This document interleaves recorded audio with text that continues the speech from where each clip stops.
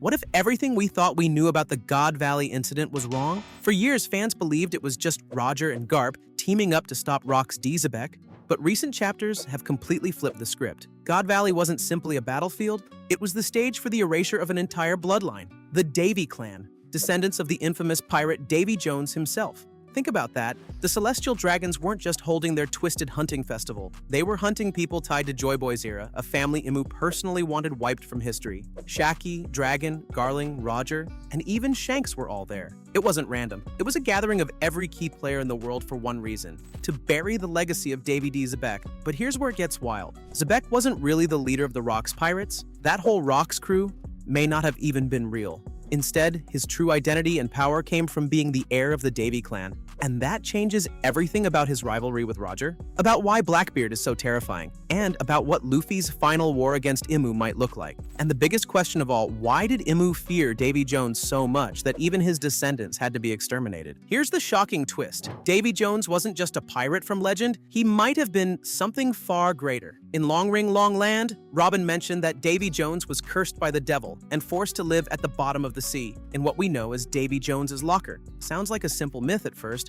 until you realize how much it connects to the world Oda is building now. Because if Davy Jones really existed in the One Piece timeline, then the ocean floor, his supposed domain, could be hiding far more than just shipwrecks. It could be the prison of a godlike being Imu wanted sealed away. Some fans even speculate that Davy Jones was one of the 4 ancient gods referenced in the Skipaya mural. If Joy Boy was the sun god, then Davy might have been the sea god, a rival, or maybe even an uneasy ally in the war against Imu. This would explain why Xebec called himself a worshipper of Davy Jones, treating him not just as an ancestor but as a divine figure whose will survived through the Davy clan. And here's where it gets darker. If Davy Jones was cursed to roam the depths, just like Zunesha was punished to walk the seas for eternity, then Imu may have shackled him personally. Which means the world government hasn't just been hiding history, they've been hiding a literal god beneath the waves. But if that's true, then what role do Xebec teach and even Luffy play in freeing or replacing that god? Here's something most fans get wrong. Rocks D Xebec wasn't really leading some legendary pirate crew out of pure ambition. What if the so-called Rocks pirates were never truly a crew at all, but a gathering bound by fear, greed, and the Davy clan's legacy? The evidence is already there. Xebec's recruitment strategy wasn't random piracy. It was tied to the Davy backfight, the same pirate games that carried his family's name. It wasn't just a pastime, it was a tradition.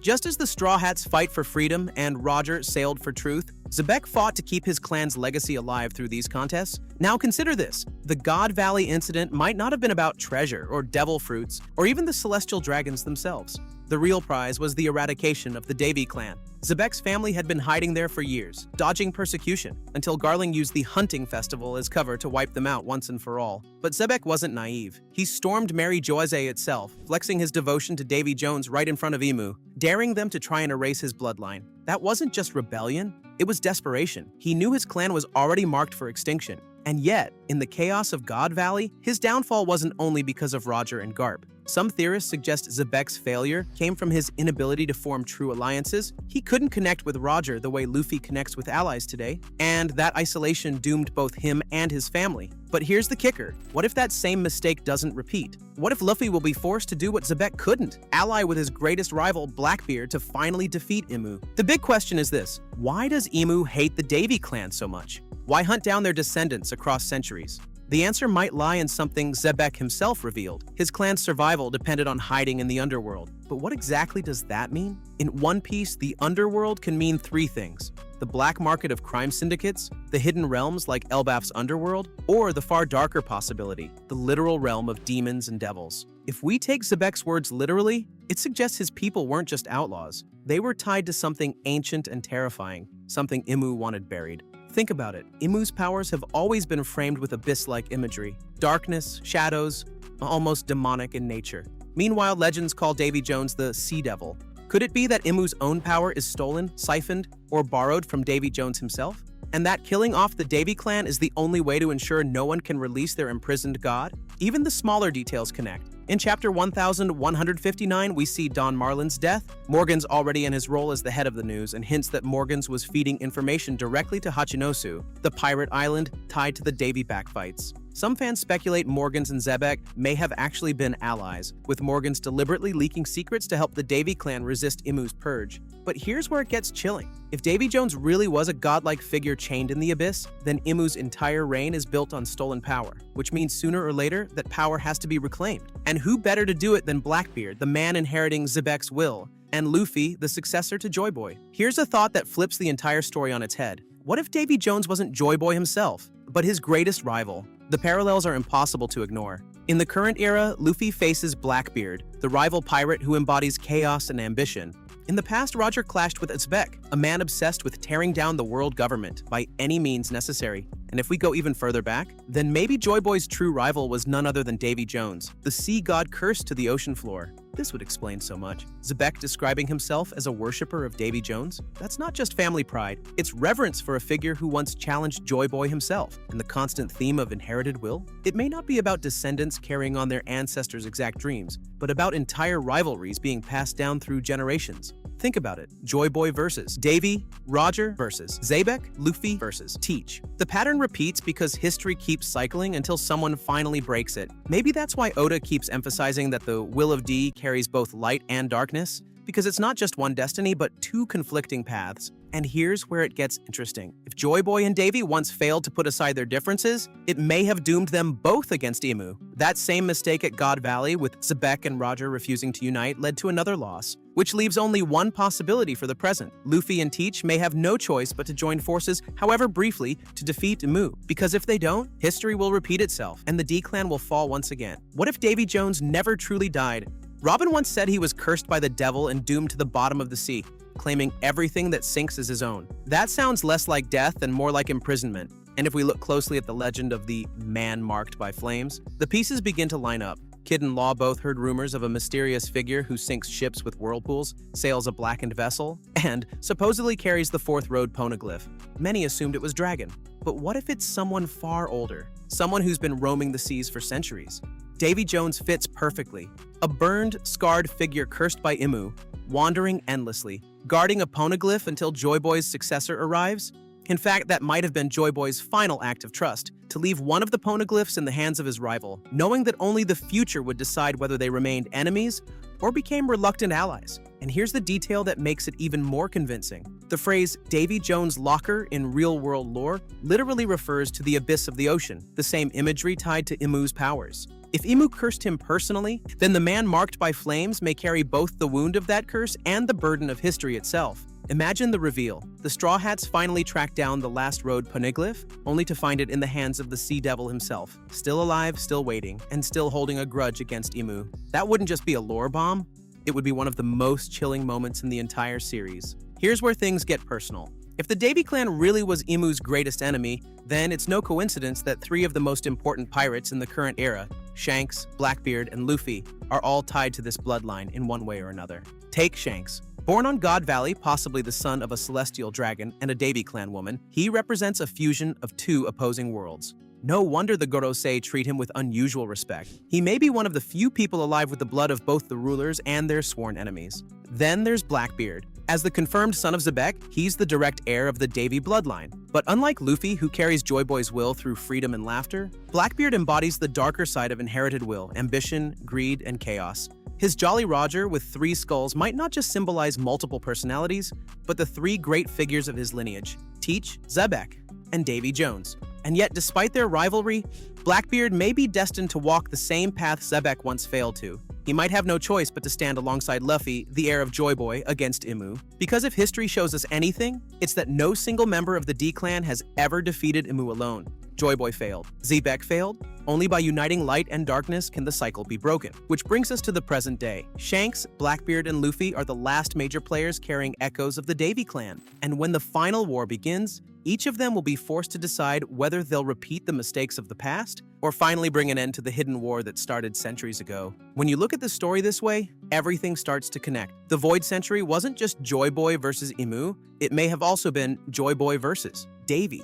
God Valley wasn't just Roger and Garp defeating Rocks. It was the extermination of the last remnants of the Davy clan. And now, in the current era, it's no longer just Luffy versus Blackbeard. It's about whether they can finally break the curse that destroyed every generation before them. Here's the irony. Davy Jones, remembered as a cursed pirate, may actually have been one of the most important figures in history. His descendants carried fragments of his will. Xebec's defiance, Teach's ambition, Shanks's mysterious balance between worlds. Even Luffy himself may unknowingly be walking a path that only makes sense when viewed as the next chapter in Davy's unfinished war. If this theory holds true, then the Will of D isn't about one person inheriting a dream. It's about two opposing destinies colliding over and over until the right pair finally unites. Joy Boy and Davy failed, Roger and Xebec failed, but Luffy and Teach, they might just succeed. And that's what makes the endgame of One Piece so compelling. Because the real question isn't just whether Luffy will become Pirate King or whether Blackbeard will fall. The true question is whether they'll finally bring the dawn by doing what no one before them could,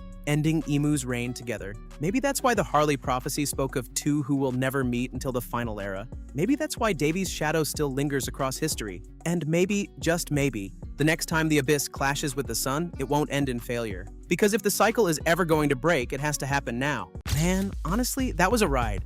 Like, I don't even know where to start because this theory just flips everything we thought we knew about God Valley, the Rocks Pirates, and even the Will of D on its head. For the longest time, we've all been repeating the same story. Roger and Garp teamed up. They took down Rocks. End of story. But now it feels like we were only hearing the sanitized, government-approved version of events, and the truth is way, way darker. The idea that the Celestial Dragons weren't just hunting slaves for sport, but literally wiping out an entire bloodline, the Davy clan, that hits different. Because it suddenly makes sense why God Valley felt so mysterious, why characters like Garling, Dragon, Shaggy, Roger, and even Shanks were all tied to that place. It wasn't coincidence, it was like fate pulling all these people together for the extermination of a legacy that Imu couldn't allow to survive. And then there's Davy Jones. Bro, I can't get over how crazy that is. We've joked about Davy Jones for years, thought of him as a throwaway reference Oda slipped in during Long Ring Longland, but when you actually connect it to the underworld, to curses, to gods chained beneath the sea, it just works too well. Imagine if Davy Jones isn't just a myth, but a godlike figure Imu personally shackled. That makes Imu's fear so much more personal, like their entire reign depends on keeping this sea devil buried. What really gets me, though, is how this theory reframes Xebec. He's always been painted as this insane, chaotic villain, right? But here, he feels almost tragic. A man fighting not just for ambition, but for the survival of his people, his family, his bloodline. He wasn't building a crew like Luffy. He wasn't searching for freedom like Roger. He was desperately clinging to the last remnants of the Davy clan, trying to keep their memory alive through traditions like the Davy backfight. And when you see it like that, his clash with Roger isn't just about ideology. It's history repeating itself. Joy Boy and Davy Jones all over again. And speaking of repeating, this whole cycle thing just blows my mind. Joy Boy versus Davy. Roger versus Xebec. Luffy versus Teach. It's like Oda's been screaming at us from the very beginning that history doesn't move forward in a straight line. It loops over and over until someone finally breaks the chain. And maybe that's the whole point of the Will of D. It's not just about carrying on dreams. It's about inheriting these rivalries, this eternal conflict of light and darkness, freedom and ambition, and finally resolving it. I gotta say, the idea of Luffy and Blackbeard actually teaming up, that's insane. And yet, it makes so much sense. We've all been waiting for their final showdown, but maybe the real twist is that they'll have to stand side by side, if only for one moment, to take down Imu. Because neither Joy Boy nor Davy could do it alone. Neither Roger nor Xebec could do it alone. So now it falls to these two, the Sun and the Abyss, to do what no generation before them could.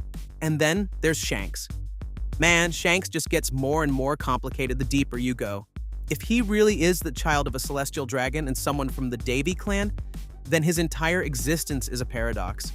The blood of the oppressor and the blood of the enemy running in his veins. No wonder he moves the way he does. No wonder the Gorosei give him that weird respect. He's like the middle ground, the balancing force.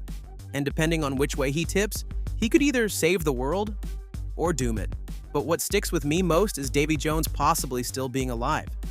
Think about that reveal. The Straw Hats finally track down the last road poneglyph. And it's not Dragon waiting there. It's not some random ancient figure. It's the Sea Devil himself. Scarred, cursed, still burning with hatred for Emu. That's the kind of moment that would freeze the entire fandom. Oda doesn't even have to show him in a full fight.